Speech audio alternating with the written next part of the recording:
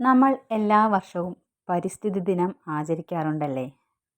June 5 പരിസ്ഥിതി ദിനത്തിൻ്റെ അന്ന് ഏതെങ്കിലും ഒരു തൈ നട്ടോ, പോസ്റ്റർ തയ്യാറാക്കിയോ, റാലി നടത്തിയോ ഈ ദിനാചരണം നമ്മൾ സംഘടിപ്പിക്കും. ഒരു തൈ നടുന്നതിൻ്റെ വീഡിയോയോ ഫോട്ടോയോ എടുക്കും. പിന്നീട് ആ ചെടിക്ക് എന്ത് സംഭവിച്ചെന്ന് നോക്കുന്നവർ, അതിനെ ശ്രദ്ധിക്കുന്നവരും ചുരുക്കം മാത്രം. ഈ ദിനം എന്തിനു വേണ്ടിയാണ് നടത്തുന്നതെന്ന് എപ്പോഴെങ്കിലും ചിന്തിച്ചിട്ടുണ്ടോ? എന്നാൽ ഈ ഒരു ദിനം എങ്ങനെ ഉണ്ടായെന്ന് പറഞ്ഞു തരാം.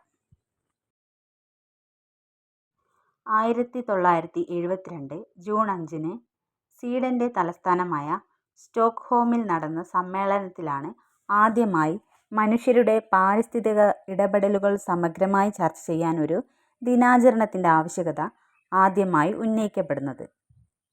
ഈ ചർച്ചകളുടെയും ആലോചനകളുടെയും ഭാഗമായി 1974 മുതൽ ഐക്യരാഷ്ട്ര സംഘടനയുടെ നേതൃത്വത്തിൽ പരിസ്ഥിതി ദിനം ആചരിച്ചു തുടങ്ങി. ആഗോളാടിസ്ഥാനത്തിൽ പാരിസ്ഥിതിക അവബോധം സൃഷ്ടിക്കുകയാണ് ഇതിൻ്റെ ലക്ഷ്യം.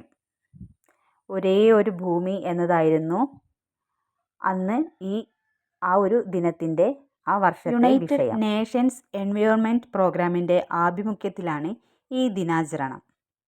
1987 മുതൽ ദിനാചരണത്തിന് ഓരോ ആതിഥേയ രാജ്യങ്ങളെയും തീരുമാനിച്ചു തുടങ്ങി. റിപ്പബ്ലിക് ഓഫ് അസർബൈജാൻ ആണ് ഇക്കൊല്ലത്തെ, അതായത് 2026 ആതിഥേയ രാജ്യം. 2011 ഇന്ത്യ ആതിഥേയത്വം വഹിച്ചിരുന്നു. ലോക പരിസ്ഥിതി ദിനം ആചരിക്കുന്നതിൻ്റെ പ്രധാന ലക്ഷ്യം പരിസ്ഥിതി സംരക്ഷണത്തിൻ്റെ ആവശ്യകതയെക്കുറിച്ച് ജനങ്ങളിൽ അവബോധം സൃഷ്ടിക്കുകയാണ്. ഒരു മരം നട്ടുപിടിപ്പിക്കുക, പ്ലാസ്റ്റിക്കിൻ്റെ ഉപയോഗം കുറയ്ക്കുക, ജലം പാഴാക്കാതിരിക്കുക, മാലിന്യങ്ങൾ ശരിയായ രീതിയിൽ സംസ്കരിക്കുക തുടങ്ങിയ ചെറിയ ചെറിയ പ്രവർത്തനങ്ങളിലൂടെ നമുക്ക് പരിസ്ഥിതി സംരക്ഷണത്തിൽ പങ്കാളികളാകാം. ഭൂമി നമ്മുടെ പൂർവികരിൽ നിന്ന് ലഭിച്ച സ്വത്തല്ല, മറിച്ച് വരും തലമുറയിൽ നിന്ന് കടം വാങ്ങിയതാണ് എന്ന കാര്യം നമ്മൾ എപ്പോഴും ഓർക്കണം.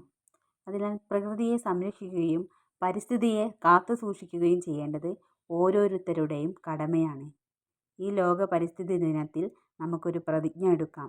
പ്രകൃതിയെ സ്നേഹിക്കാം, മരങ്ങളെ നട്ടുപിടിപ്പിക്കാം, പ്ലാസ്റ്റിക് ഉപയോഗം കുറയ്ക്കാം, നമ്മുടെ ഭൂമിയെ സംരക്ഷിക്കാം.